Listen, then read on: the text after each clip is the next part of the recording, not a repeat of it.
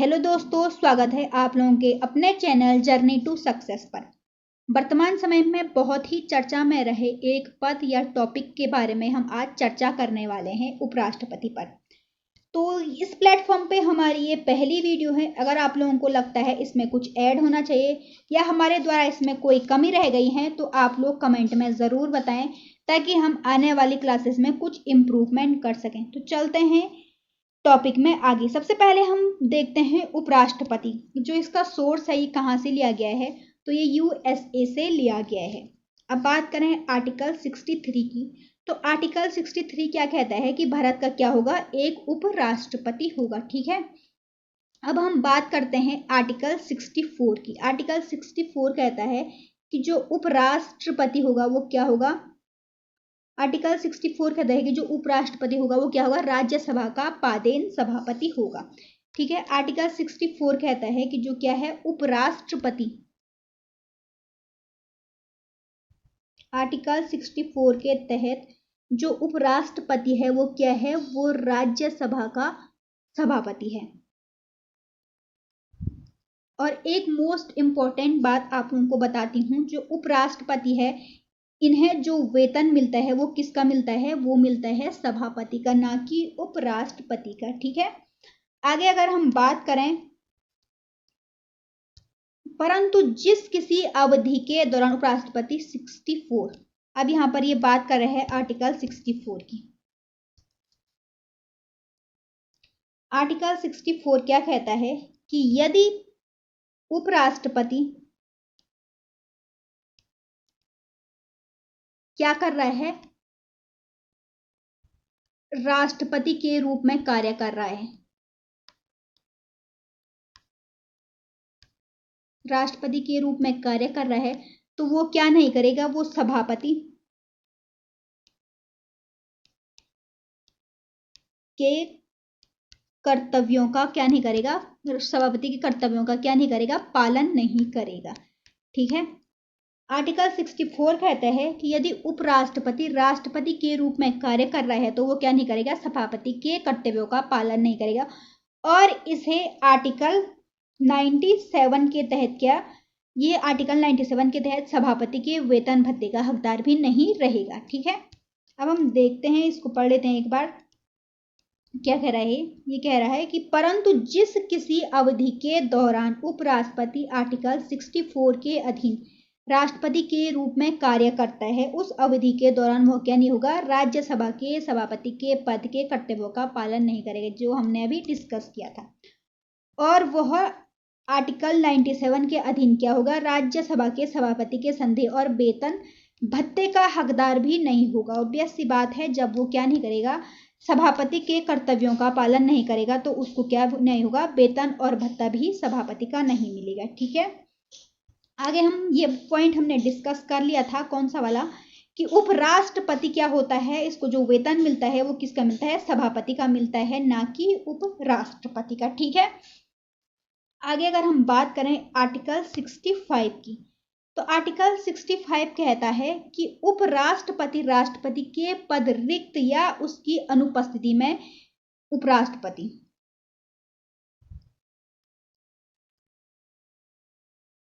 Article 65 कहता है कि अगर राष्ट्रपति का पद रिक्त है या वह अनुपस्थित है, तो जो उपराष्ट्रपति है वो क्या करता है, राष्ट्रपति के रूप में कार्य करता है।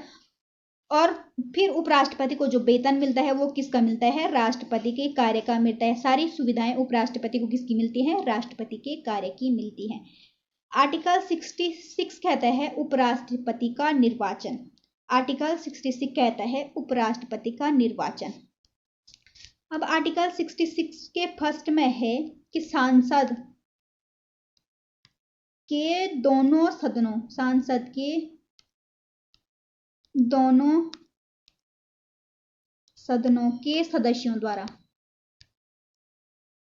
के सदस्य, अर्थात ये कह रहा है 66 का फर्स्ट कह रहा है कि राज्यसभा और लोकसभा के मनोनीत व निर्वाचित दोनों ही क्या कर सकते हैं, वोट कर सकते हैं, किसके लिए, उपराष्ट्रपति के लिए। और ये वोट कैसा होता है, सीक्रेट बैलेट पर होता है और एकल संक्रमणीय अनुपातिक पद्धति के द्वारा अप्रत्यक्ष मत होता है। ठीक है, वहीं अगर मैं बात करूं 66 के 2 की, तो 66 का 2 कहता है कि जो उपराष्ट्रपति होगा वो क्या नहीं होगा, किसी सदन का किसी भी सदन का सदस्य नहीं होगा और ना ही विधानमंडलों का सदस्य, और ना ही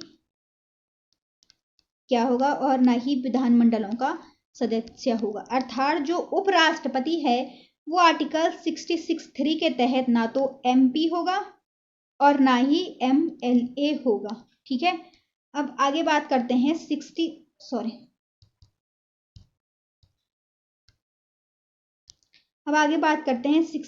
के 3 में।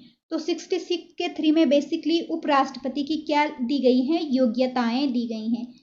क्या क्या योग्यताएं होनी चाहिए, तो सबसे पहले वो क्या होना चाहिए, भारत का नागरिक होना चाहिए और 35 वर्ष की आयु कंप्लीट होनी चाहिए। उसके बाद राज्यसभा के सदस्य बनने की योग्यता रखता हो।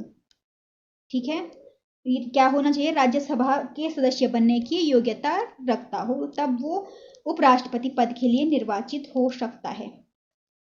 अब बात करते हैं आर्टिकल 67 की। तो आर्टिकल 67 में क्या दिया गया है, उपराष्ट्रपति की पदावधि दी गई है, कितनी होती है, 5 वर्ष होती है। और ये अपना त्यागपत्र किसको देता है, राष्ट्रपति को देता है। यहाँ से क्वेश्चन बन सकते हैं आने वाले टाइम पे।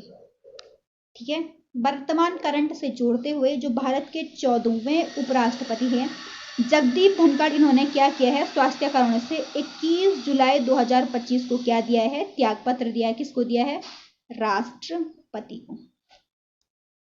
ठीक है, आगे अगर हम बात करें हटाने की प्रक्रिया, उपराष्ट्रपति को हटाने की प्रक्रिया की बात करें तो ये कैसे हटाया जाता है, उपराष्ट्रपति को हटाने की प्रक्रिया की अगर हम बात करें तो राज्यसभा के तत्काल मतलब उस समय तत्काल सदस्यों के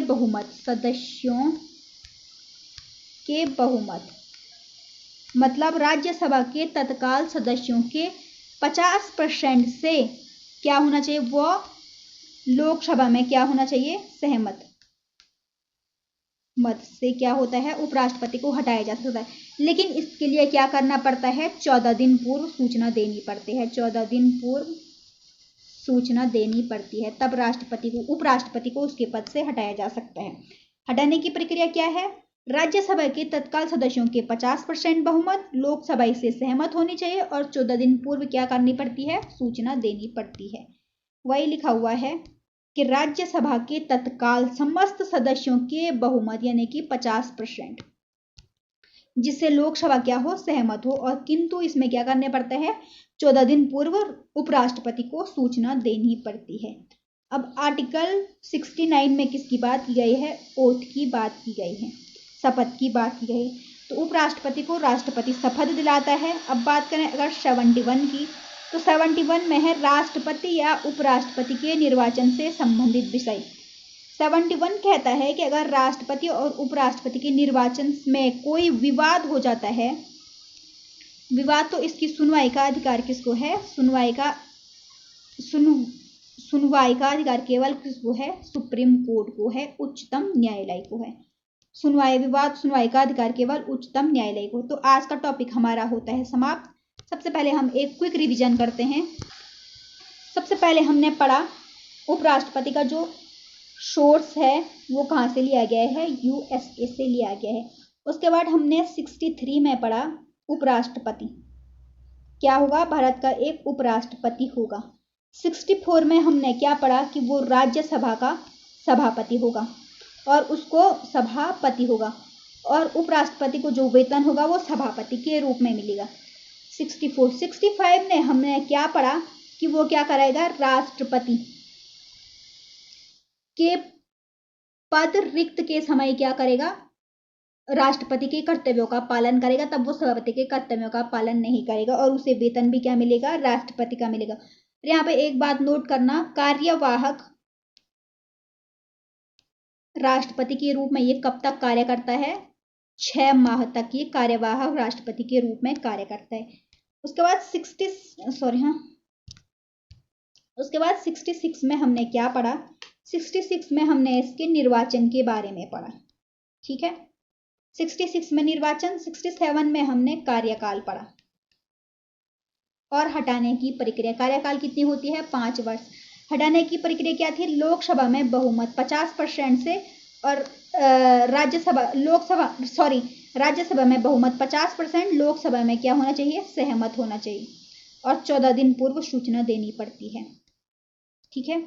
उसके बाद 69 में हमने क्या पढ़ा? 69 में हमने ओथ के बारे में पढ़ा। ओथ कौन दिलाता है? तो ओथ दिलाता है हमारा राष्ट्रपति, ठीक है। उसके बाद 71 में हमने पढ़ा अगर राष्ट्रपति व उपराष्ट्रपति से संबंधित कोई भी विवाद हो निर्वाचन में तो उसकी सुनवाई केवल कौन करता है? सुप्रीम कोर्ट करता है। तो आज की क्लास को यहीं पर समाप्त करते हैं। अगर आप लोगों को अच्छी लगी क्लास तो लाइक करें और कमेंट के माध्यम से जरूर बताएं। धन्यवाद।